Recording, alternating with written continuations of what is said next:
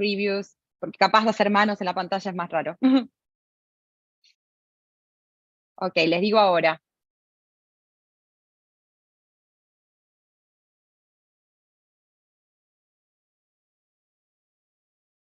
Hi everyone. Hi, hello everyone.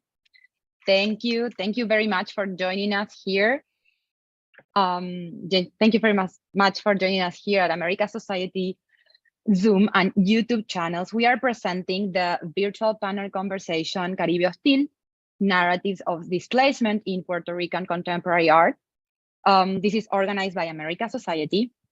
And I would like to introduce Dr. Yarimar Bonilla, political anthropologist, professor, writer, and the director of the Center for Puerto Rican Studies and Hunter College. She will be in conversation with artists Ricardo Cabret, Sofía Gallisá Muriente, and Roberto Yiyo Tirado. Today, this program, this virtual panel conversation is presented in conjunction with our current exhibition, Tropicalist Political Caribbean Art under the Visitor Economy Regime. This is curated by Marina Reyes Franco, curator at MAC from Puerto Rico. And the show investigates ideas of natural and fiscal paradise and the geographical coincidence of these concepts within the Caribbean region, where tourism and finance form the visitor economy regime. The exhibition features works by 19 contemporary artists from the Caribbean and its diasporas.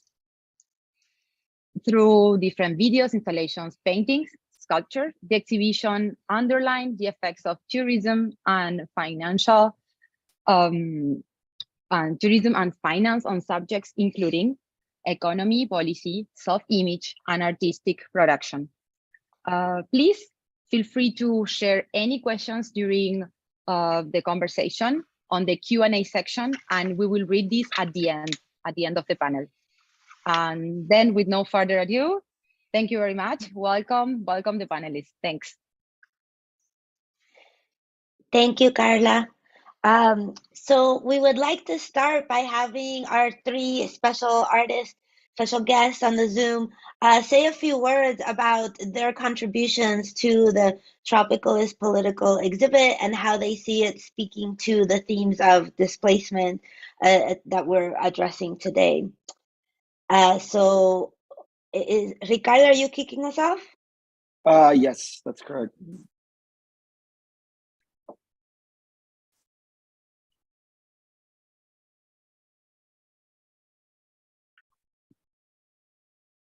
Hi, everyone. My name is Ricardo Cabret from Puerto Rico. I have a practice based out of Queens for about 12 years. So I've been in between Puerto Rico and New York, like many of us. We've seen what's happening, and we're here to talk a little bit about this. Thank you, Carla and America Society, for having me. And thank you all the artists, the amazing artists that are here as well today. I'll start with my contributions to Tropicalist Political, curated by Marina Reyes. For this exhibition, I focused mostly on the remote work economy. So basically trying to wrestle with the ideas of remote work and occupation and what does that mean, as well as how these folks that come in are in a position to change our coastal landscape by buying most of the times illegal land that are funded by structures that are not that are new and that are confusing and that are the majority of the time set up to reap profit and forget about the land that they're on. So in this work, it's a painting called Remote Optimist, Optimista Remoto, and it's an abstracted fire landscape with wax on top, and the wax creates a coastal landscape, right? It's mostly translucent, so it's meant to kind of obfuscate the information of the foreground of the fire landscape. And it also showcases a laptop open in a stock trading platform. and this obviously touches in references of things that when I travel to Puerto Rico, when artists from Puerto Rico I talk to, you see people in the beach with like a laptop, and they're trading stocks, and so that this kind of either kind of pokes at that and wrestles with the idea, what does it mean to transform the idea of remote work, and how does that actually eventually transforms physical spaces in our island as well. Next slide. So these are screenshots of another work I have in the show. This is more of a multimedia installation. And if you can go to the next slide, Carla. This is how it looks on the exhibition floor. And what's happening, the idea with this piece is called Guión Criptográfico Coastal Obfuscation. And what's happening in this work is I have 2 monitors on pedestals made of wood. And these monitors are running a software I wrote in a browser, which scrapes different paradise images, mostly tagged or with the intent to incite investors from the outside to come in to work at Paradise. Once I scrape the images from the internet, I deconstruct them pixel by pixel, kind of poking in the idea of how land is sold. If anyone here has gone to like Sotheby's, they sell little plots of land and it looks almost like Tetris, like from the coast back, you can buy like a little piece of land. So I am touching in the language of net art, which is very pixelated because it comes from the lack of, like in the 90s, the lack of computing power. So I'm trying to have that conversation between how do we break a landscape and what does it mean to not only build in coastal land, but also at the same time that we build in coastal land, we destroy the coastal land. So it's a complete transformation of information, of landscape, of all the animals that live in that area need to transform their lives because of this occupation, right?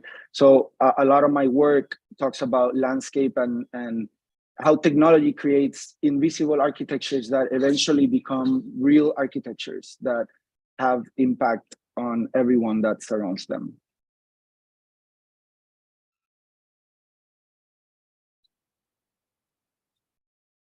Thank you, Ricardo. Yiyo, do you want to tell us a little bit about your contributions to the show? I'm mute. Sorry. Well, my contribution to this exhibition, to Tropicalis Political, is a neon sign. The neon sign is based on a sign of a very known hotel back in Puerto Rico that was built in 1949. The name of the hotel is Caribe Hilton. So the letters and the sign is an appropriation, and I'm changing the word Hilton for the word hostile. So this is the hostile is kind of my reflection about the relation that has the construction in maritime terrestrial zone with all the construction with the ambience that are in that surrounds this construction. So this hotel was built in 1949, and it was meant to be the tropical hotel in Puerto Rico. Was one of the first hotels built. So and also has the first artificial beach in Puerto Rico. And for me, it's like very ironic to build an artificial beach in Puerto Rico since we have a lot of natural beaches. So yeah, that's the piece for the work. Is a neon sign. It's appropriation. So, and mostly of my work is about the constructions of on beaches in Puerto Rico and talking about like the maritime terrestrial zone and like all these constructions doesn't like go through with these laws. Like in Puerto Rico, they're supposed to build like 50 meters of the beach. So I think all the coastal construction didn't or does not goes through with all these laws, and people pay a lot of for these permits to build hotels or luxury apartments right near the beaches.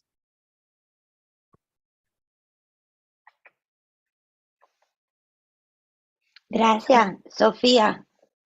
Hi, everybody. And thank you for this conversation. It's really great to talk about this exhibition and to have the opportunity to talk about my work with Yiyo and Ricardo as well, and Yari. My work is called The Envoy, even if it's only a truce, and it's a new video that I produced this year that the way that I like to tell it, I think it combines a lot of different interests of mine. And so it always depends on where you start telling the story of the work. But it's a work in relationship to this exhibition. I think the best way to put it is that it's a work about connected to a larger interest that I have about how the tourism industry shapes historical narratives in Puerto Rico. And in this case, also kind of shapes access to history.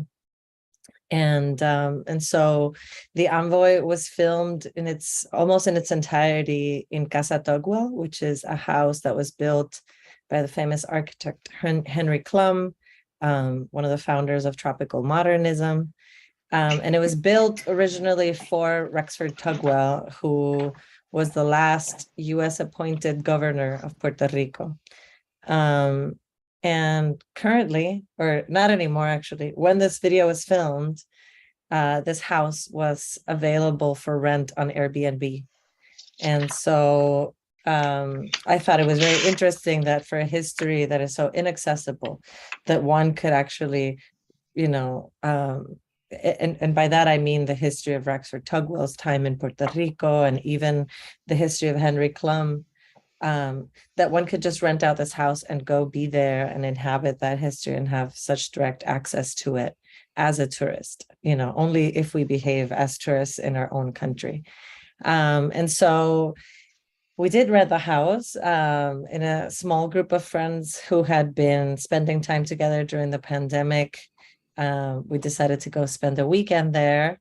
That group includes Yarimar, as well as two other friends, Deepak Lambanieves, who is an urban planner, just like Rexford Tugwell, and was a big fan of Tugwell and had books and everything that he brought along to the house.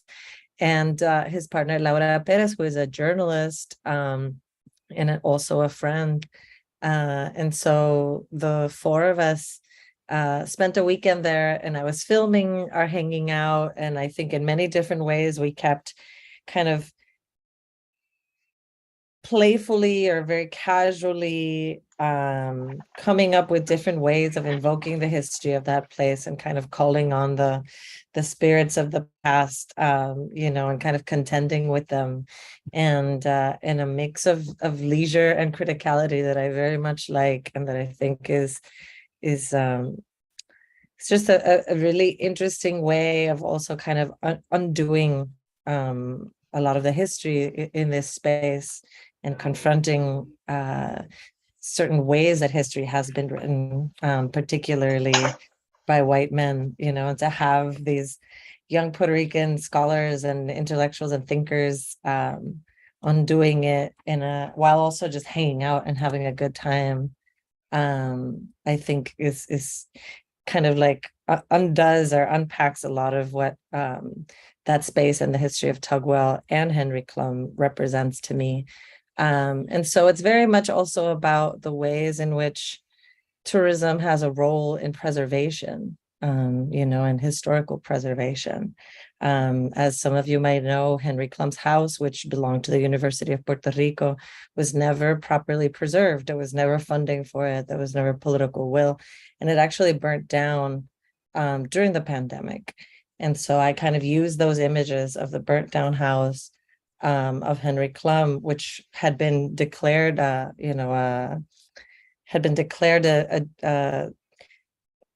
patrimony of humanity, I believe, architecturally, seen as a very, very important site for the history of architecture. It was totally abandoned and burnt down during the pandemic. And I kind of used it as a counterpoint to this beautiful home in El Yunque built for the last American governor, which for a time was accessible on Airbnb. So that's kind of what the work is about. Thank you, colegas. So I really enjoyed listening to each of you and in order, and I think there's some themes I want to pull on that really thread through the different works. First of all, I think throughout we can see, this relationship between the tourist economy, the colonial economy, and the visitors economy. Yiyo, I think your piece with the Caribe Hilton also helps us, reminds us that a lot of what we are facing now with the onslaught of, tax evasion and Act 2022-60, whatever it is, the new arrivals, that it has a very deep history, right? And that it's in some ways not new, but just a new iteration of, a constant economic pull in Puerto Rico. Ricardo, I love how you combine, the aspects of the new technology, how this new tech economy is impacting this kind of old tourist economy and kind of old outsider economy, and how what one might think lives in the clouds, and the technological cloud is having very material impact, in Puerto Rico, in its natural environment, and also in its built spaces. And so similarly, Sofia, you're looking at what are the spaces that become available for tourists to encounter and that also get preserved as history, what counts as history, what counts as worthy of preservation and for whom. And obviously I was there with you when you were filming that, and it was so bizarre to be able to rent what felt like a museum, right? Like it felt like a historical patrimony to just be able to sit there and drink and smoke and chill and I mean, there was something kind of nice about it, but also something kind of disturbing about that, which I think is part of what a lot of Puerto Rico feels like kind of nice and disturbing at the same time, right? And I also like how in each of the pieces, the question emerges of what is the relationship between leisure and labor, right? Like what is the labor behind all this leisure that is produced for the outside? And Sofia, you mentioned this concept of Paradise Performs that has been put out by the government as, how Puerto Rico should be a site for investment and for economic production, without thinking about who is exactly engaged in all the labor and all the service that is now being produced for the outside. I want to take a moment to shout out and give props to Marina, who is in the Zoom, for putting together this show. I was saying before the Zoom that I feel like in Puerto Rico, we still don't have enough of a critical take on tourism, and compared to other parts of the Caribbean, where for a long time people have understood tourism at best as a necessary evil. I feel like in Puerto Rico, we haven't even gotten to that point, and I think it's not even a necessary evil, right? We need to think about how do we want to engage tourism on our terms, so that we're not laboring for someone else's leisure. And I don't think that there's been enough thought to like how little tourism actually contributes to the economy. Part of why there's not been more of a critical engagement with tourism in Puerto Rico is because comparatively to other Caribbean islands, it's not been a significant part of our economy, really. But in recent years, there's been more of a push to make it more central and to invest more, not just in the tourism economy, but this idea of the visitors economy, right? So to have more people coming through, visiting and I'm always like, well, what is the residence economy? You know, when you're thinking about the visitor economy, right? So I wanted to ask if we could just, just enter more into a dialogue about, how do we see both the historical, depth of this, like how obviously Caribe Hilton, the production of all of this tourist paradise. I was just in an argument recently with someone about piña coladas, where they were telling me that that was like the most authentic Puerto Rican drink because it was created in Puerto Rico. And I'm like, yeah, it was created at the Hilton for tourists, It's not like abuelitas in the 1950s were making piña coladas at home, right? So how so much of what becomes folklorized is these things that are produced for the tourist gaze. And I'm curious, as a anthropologist that likes to hang out with artists but is not an artist, right? Like how does that impact your artistic practice? The way in which you have to become entangled in these different kinds of economies. Ricardo, I know you were talking about a little bit about this before. Do you want to share some thoughts about that? Yeah, sure. So like you mentioned, Yarimar, I think this is what we're seeing today is it's a new iteration of something that has been happening for a long time now. My lens is gazing at the technology that's coming in, or the idea that Puerto Rico might be, a tech hub. And what exactly is a tech hub? There's many examples of this, even in the United States, right? And all the repercussions that come with that. So I think we're missing a critical data analytic point of view here, because I know there's a lot of data that programs like Ley 60 don't really work at this stage of capitalism. So my question is, where's that data when we are advertising all these things? It feels like Right. this advertisement has been done before many times. Yeah. Sofía? I wanted to add, I love that what you said about Puerto Rico being nice and disturbing, because I think, it reminded me of my choice to use this background image today. And I think that it's something that is common to the work of also Ricardo and Yiyo. And it's the fact that the three of us are actively trying to disturb precisely images of Puerto Rico and like how Puerto Rico is perceived.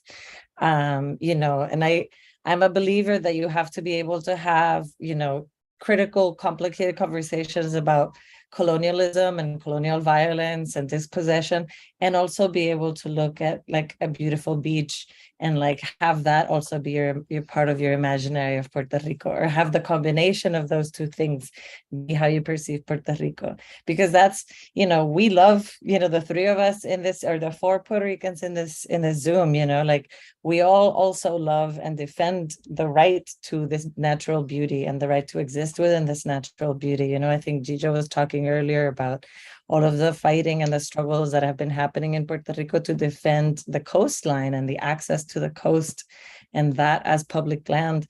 And I think, obviously that struggle is tangled up in everything from corruption regarding permits to protection of the environment.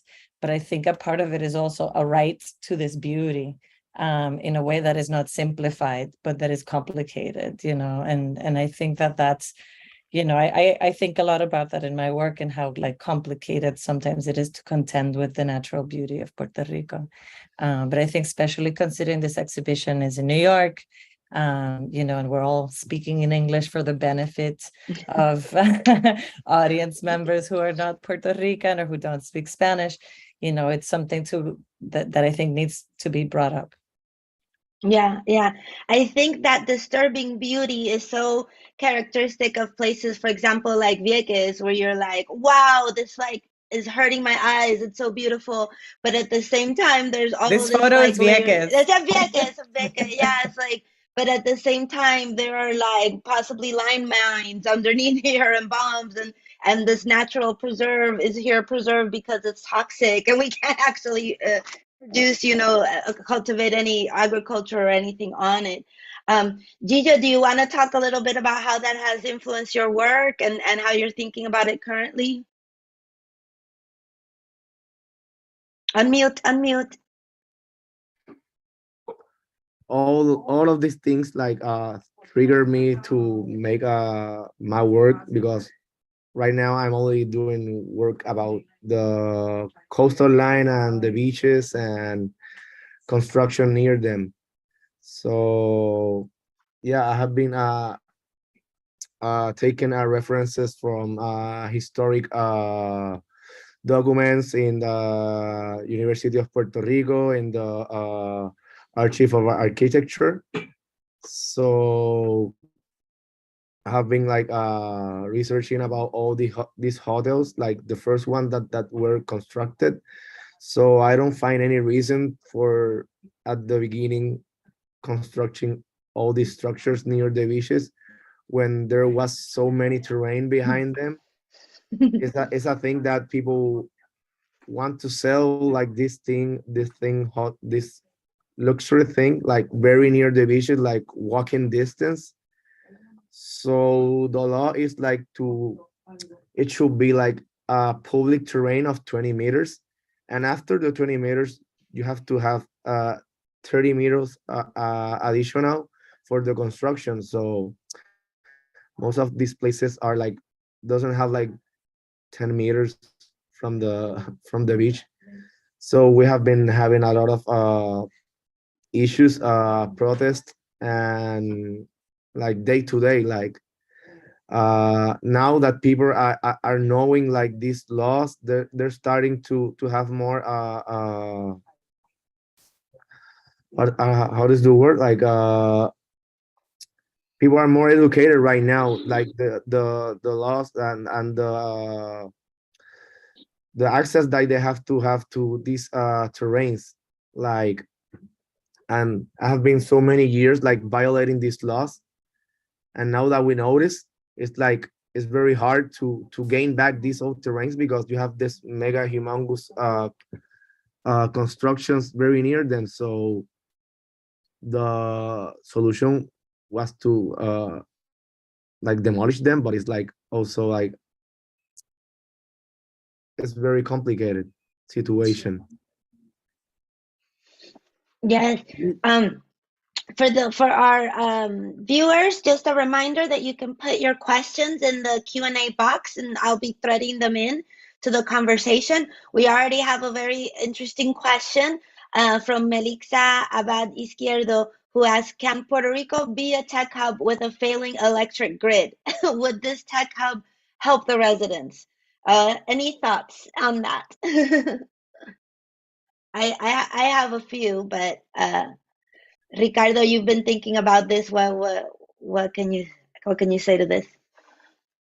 I think obviously, Luma, that's a whole discussion. Without electricity, there's no internet, but particularly in Puerto Rico, something that happens that's very funny is that we don't have electricity, but the internet works somehow, and the cell towers work. So it also becomes the question of what is prioritized, right? Like, is it more important to maintain a data network that's going to benefit trading stocks from anywhere in the world, remote work, or is it more important to put that money into a grid that actually works? So like I always say, se fue la luz pero hay internet. In the middle of a hurricane, I talk to my friends on Instagram. So it's kind of comical, Yeah. And it went viral, this woman on TikTok. Did you see her, that she was selling purses during Fiona, that she resells designer purses in Puerto Rico, and she was like pulling up Prada purses that are made from like parachute material. She's like, this withstands a hurricane. And she's like literally selling she's an Act 60 person, and benefiting from that, right? I always say that also, a lot of the people who come, especially like these laws, are geared towards high net worth individuals who can afford to create little bunkers, and so that's part of why they don't mind the lack of infrastructure, as long as they don't have to pay taxes, because they just create their own infrastructure, right? And so they can have their little protected spaces. Sophia, you've thought about this a lot as well. Yeah, I was gonna say that was exactly what I was thinking about, that I definitely underestimated the ability for example, crypto investors to move to Puerto Rico, or for there to be such displacement in a time of so much chaos and inefficiency and the collapse of electrical infrastructure, among many other things. And then you see exactly what you were saying, you see how not only Law 2022 folks in their private residences, but even hotels, for example, in Vieques, have figured out how to get their own solar power, their, water cisterns, how to make themselves resilient and not dependent upon the resources that everyone else depends on in case of an emergency. And it's truly frightening in terms of thinking about the future. The slogan that you were mentioning earlier, Paradise Performs, comes from an ad produced by Invest Puerto Rico during the governorship of Ricardo Rosselló, promoting Puerto Rico as the next Amazon HQ. And that's the final, it begins with images of Hurricane Maria devastation and ends with this slogan of Paradise Performs, which is kind of terrifying. I'm going to include the link to the video in the chat for those who want to see it with their own eyes. Yeah. Yiyo, any thoughts on the power of power?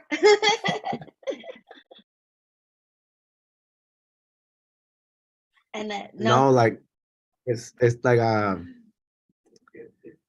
it's a contradiction that we had a bad power electric grid, and since they privatized it and gave it to Luma, it's worse. So the only things that we have had here in the island is like the increase of taxes and cost of lightning, of the light grid, and this has been there's no like it haven't gone better. Like the grid system is worse. So the only thing that with the privatization of this resource is like the increase of taxes and payments to the system. So yeah. Any thoughts from any of you about how Ricardo, your piece is about the remote economy, right? And there were a lot of people who moved to Puerto Rico during the pandemic because they could work from anywhere. Has that in any way benefited Puerto Ricans who could now work anywhere and live in Puerto Rico and maybe get a salary from outside, but still be able to live here? Because for so long, a lot of people had to migrate because they couldn't work here. Right.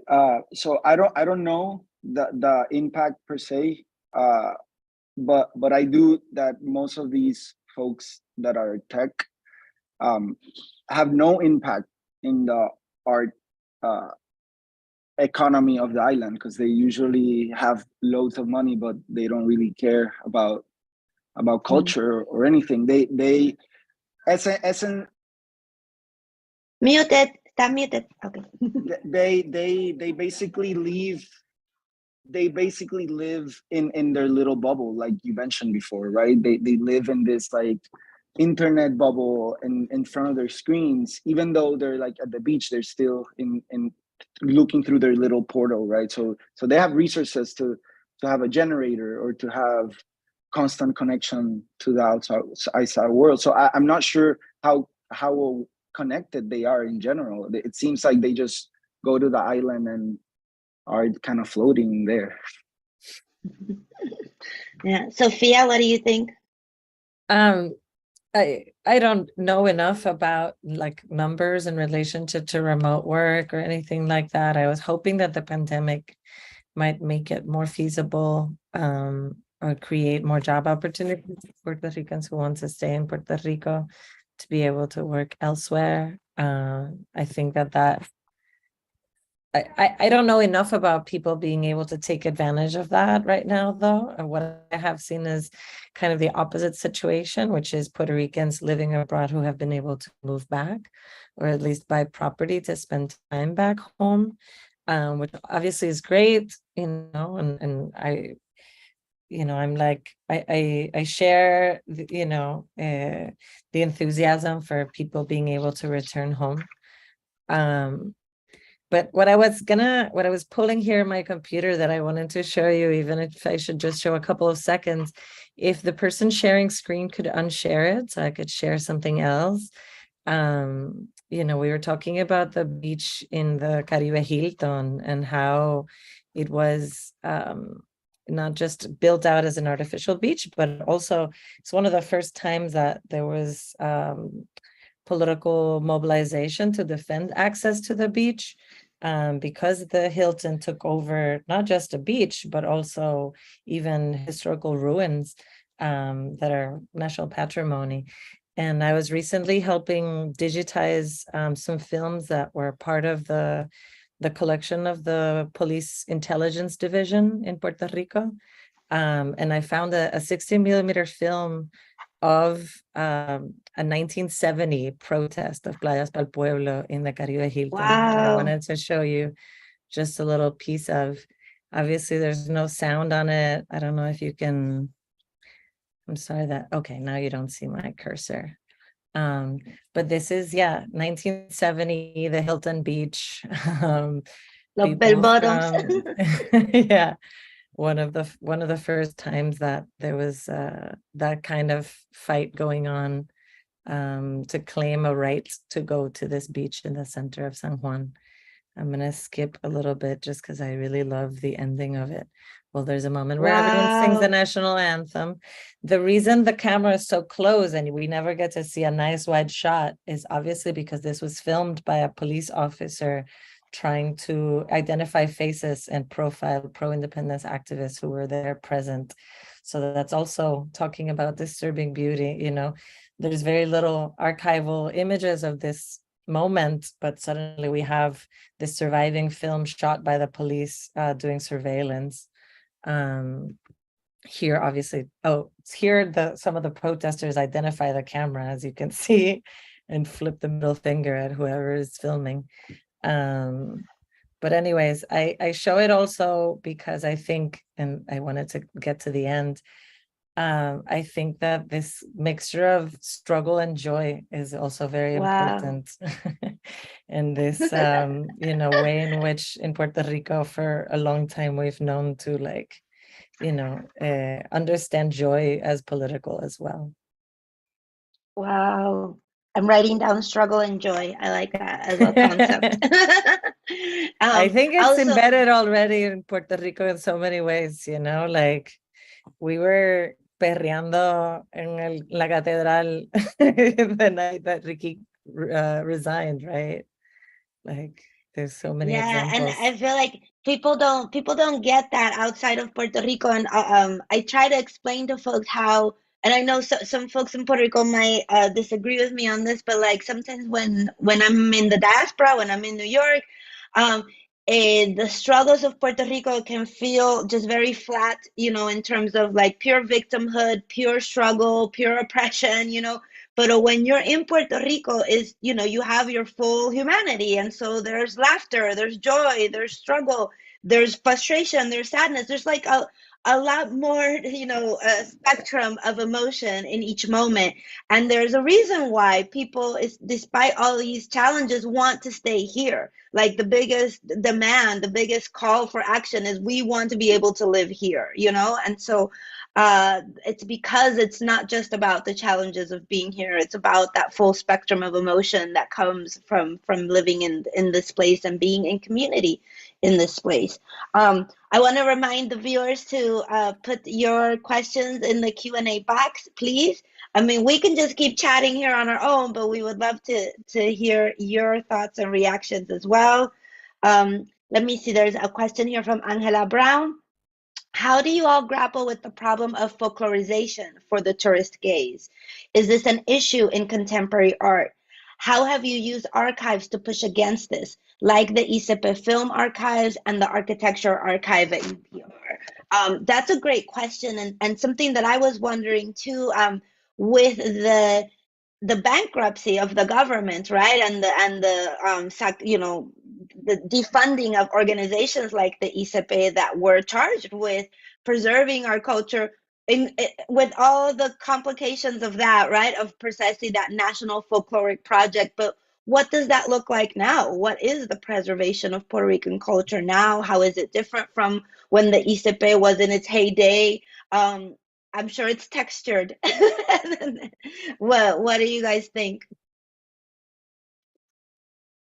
That is such a big conversation, but I thought one of the first things that I thought about when I read the question was Yiyo's pieces, where he intervenes the souvenirs, the old San Juan souvenirs. I mean, it's just one thing that came up, because I think that there's a lot of different examples, and probably a lot of different examples even just in our work. But I don't know if Yiyo, you want to talk about those pieces, or if they have images of it in the slideshow.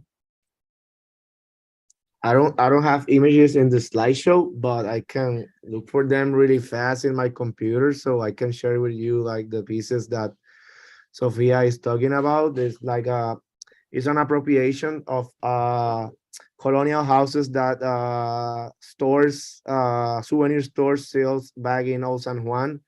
So these souvenir houses are not made by artisans of Puerto Rico. These are souvenir houses that are made in Colombia, and they export these souvenir houses to a lot of souvenir stores, like where in Latin America they have colonial cities that most of them have. So I buy these houses, take it out of the souvenir stores, and intervene them with looking like the 2019 protest of taking out our that actual governor that was Ricky Rosselló. So yeah, that's kind of the, I'm looking for the folder of the. I found an image online. I put the link in the chat. I love those casitas, Yiyo. I've tried to buy one and I've never been able to catch one. So if you have any, by the way, I really want one. Partly because when I was a teenager in Puerto Rico, I would buy those casita moldes and paint them, and my grandma has like a whole wall of them, and so we like that little kitschy casita thing, and so to see them intervened was just like, the dream come true for me. These are the small houses. Can you see it? Yeah. Mm-hmm.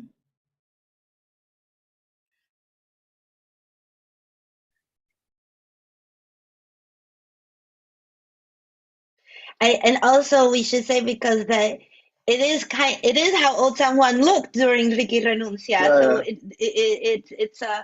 it's not a kind of prophetic thing. It's like, actually, yeah, we turned the old colonial San Juan tourist landscape into this protest landscape, and I don't know how the tourists dealt with that.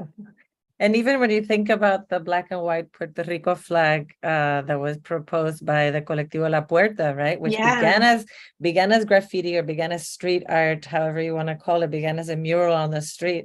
And suddenly all sorts of souvenir shops carry items with the black and white flag. So it did the inverse. I think Yiyo like undid the thing and took it back from the souvenir shops in a way. Yeah, but it's a hall of mirrors when then the souvenir shops are selling the black and white flag. Absolutely. I mean, on the one hand, you're happy that this image becomes viralized and that people ask about it. I think it hasn't lost its power because it's been commercialized. I think it's just been kind of amazing that it's been able to intercept like mainstream culture in that way.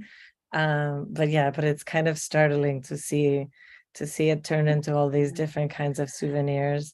And there are many ironies, because in the Ricky Renuncia movement, the Calle de la Resistencia, that corner in Old San Juan that became a site of protest, that was an Instagrammer's paradise, right? Because they had the little umbrellas that were hanging from the street that had been put up by our first lady, Beatriz Rosselló. People would come to take pictures there and stuff. And so then people would start to come and take pictures with the barricade. Like I saw someone taking a picture with all the protests around her, but she like framed it so you could only see the little umbrellas in the sky and stuff. So and it was kind of reminiscent of that. There was an image that had gone viral. I think it was of like Trump or someone else golfing with like fire in the back. Like it kind of reminded me of that, you know, and of this kind of, you know, creative economy, content producing economy that keeps churning despite what's happening, right? So, Sophia, you talk about how tourism shapes and changes history and how it tampers with the access of it. Do you think this is also kind of like a version of that, just like how you transform what something should have meant into something that's eventually to make money, right? Like I feel like everything is kind of transformed in a way to like put it in that little, let's try to make money out of this situation. I think that is the thing with tourism, right? Like that's why I always kind of resist any attempts at like making tourism ethical. This idea of like ecotourism or ethical tourism, I'm always pretty suspicious of, because I think that, you know, very much in its nature, tourism is an extractive, violent economy that can commodify anything, you know. But at the end of the day, I prefer a tourist take home a black and white flag that then they have to explain, or that they have to ask for an explanation and then share that explanation with whoever asks them about it once they have it at home, you know, than perhaps other kinds of imagery that is proposed by the souvenir industrial complex, you know. I don't know, I prefer it to most of the towels that you see with tigers or naked women in bikinis, you know. I don't know, there's a lot of options, but I agree, it's a very insidious economy, and it's very hard to kind of pretend to resist it or to stay away from it. You know, we talked about this also in filming my video, because we rented the Airbnb, right? Like, and that is implicit, you know, in the piece. You know, we're not accusing people who go to Airbnbs or accusing people who rent out their homes on Airbnb. We're saying we participate in this economy. Yeah. And if it wasn't because we were participating in this economy, we wouldn't even have access to this history. And like, isn't that crazy, right? Yeah. And Yiyo, I wasn't aware that these were made in Colombia and just blindly distributed. How generic is the idea of that, right? That can just work. It's very ironic because tourists come to Puerto Rico and they want to buy a national or something from people from here, like a souvenir, but most of souvenir sales on these stores are generic souvenirs made in other country. So most of these stores doesn't have like works from artists or artisans from Puerto Rico. And I don't know, people when buy the houses, when you turn it up, the back, it has a sticker that says made in Colombia and have a serial number. So it's kind of weird. I don't know if I want a souvenir from a country. I want to buy a national souvenir, not a generic souvenir that all like countries in Latin America have the same souvenir. Yeah. Maybe you're nationalizing it with your art. We all have been invaded by the Spain in the past, so it's kind of like. I feel like it's a souvenir of Spanish colonial presence. So here you go.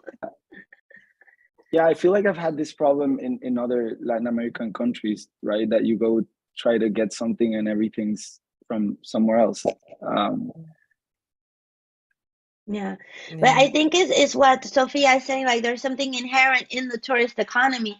And a lot of people ask me, I mean, something inherent in the tourist economy that's kind of built up on inequality. It's built up on certain people being able to have leisure in a space where other people can't, etc.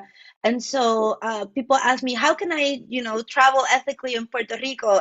And there's really no right answer, because if you stay in an Airbnb, you're promoting displacement. If you stay in a hotel, you're probably supporting an international conglomerate like Marriott Corp. Like most of the hotels are Marriott Corp.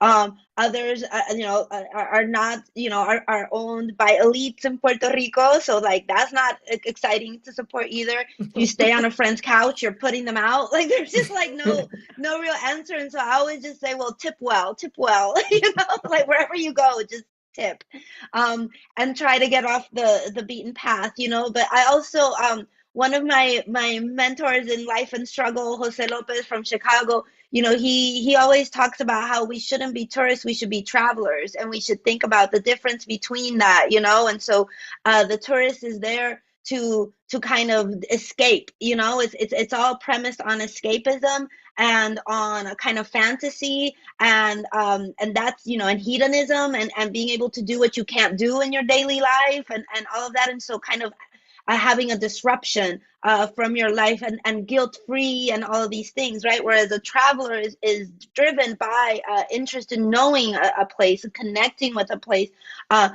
bringing themselves to that place too, not escaping who they are and what their ethical principles are, but rather to be in dialogue and in more of an ethical exchange, right?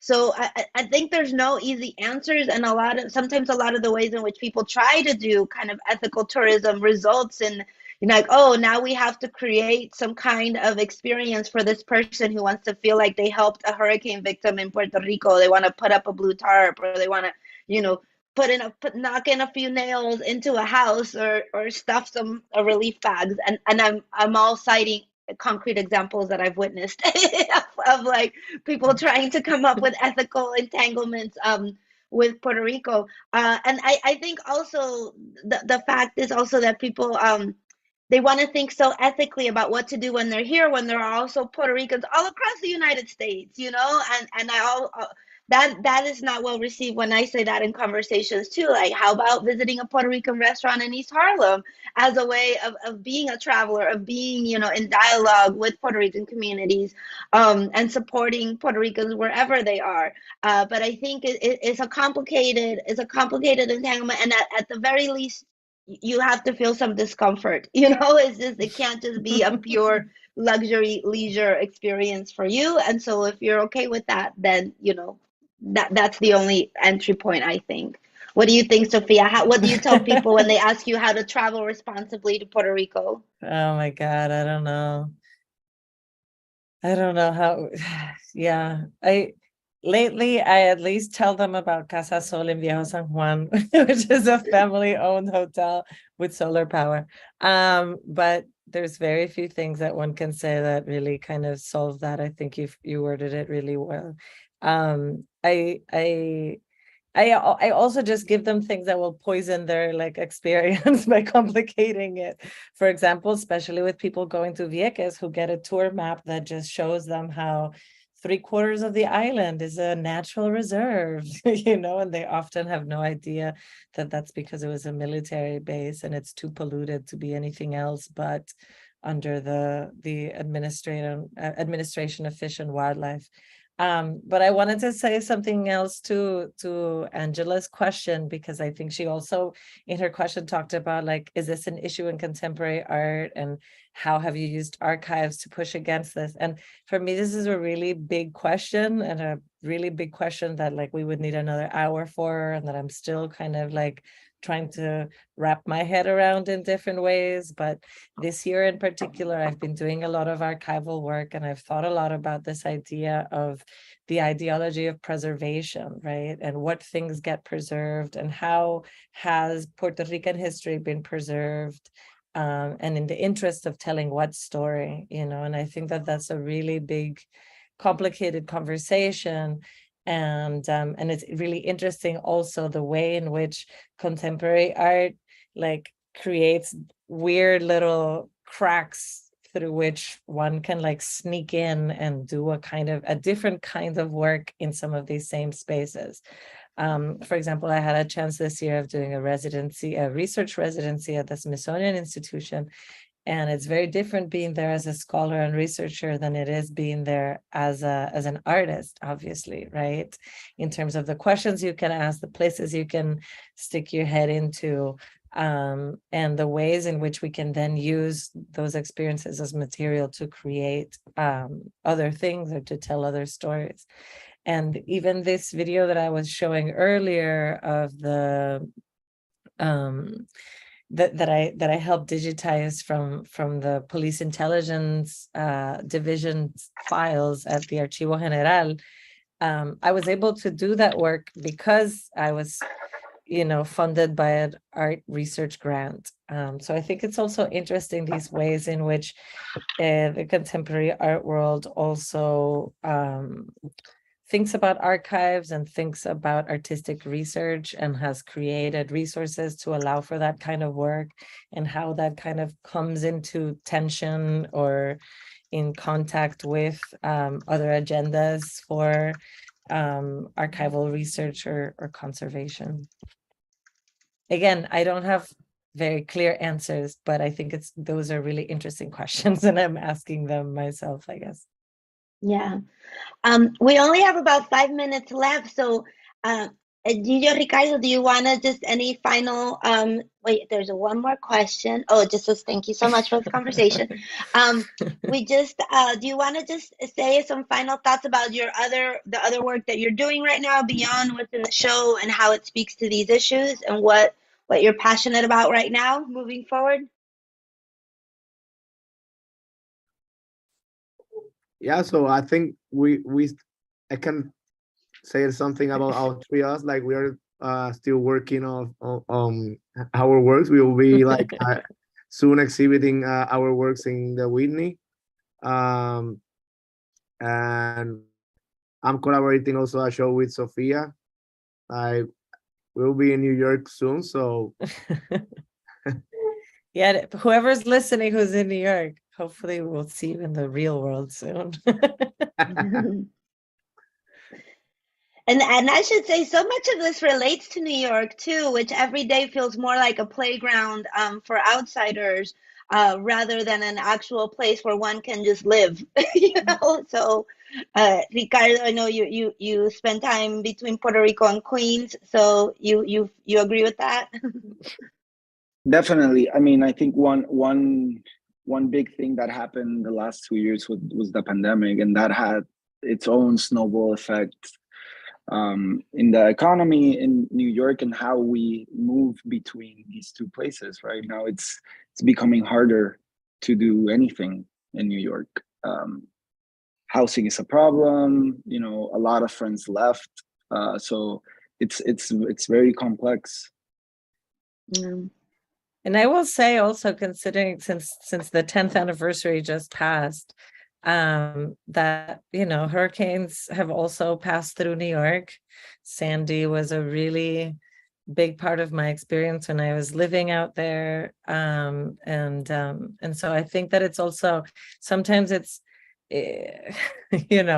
obviously I don't want to get into too huge a conversation with 2 minutes left to go on this event, but to your point about how Americans could also look inwards, I think there are plenty of crises that are connected to the crises in Puerto Rico that are happening in the US and that need to be paid attention to, and some are as close to the center of power as getting on a subway and going out to Queens.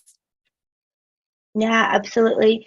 I think that just like in many ways, Vieques, like the things that are happening there are kind of in more sharp relief, but they're the same processes and the same challenges that the rest of Puerto Rico has, just with extra particularities. I think similarly, like a lot of the issues that Puerto Rico is facing right now, dealing with climate change, dealing with the tech economy, dealing with the post-pandemic return to normal, whatever that means, what does the post-pandemic even mean, right? And how it has transformed our societies in ways that we have not yet fully acknowledged, much less dealt with. I think Puerto Rico is a place for thinking through all these things and how they're relevant to populations outside of Puerto Rico, even though we feel them the strongest, right? Well, so thank you, colegas, so much for this conversation. Thank you again to Marina for putting together this exhibit and for bringing us all together on these issues and for being en la vanguardia en estos temas en Puerto Rico. And thank you so much to our host for having us today. Thank Carla, you so I leave it to you. much.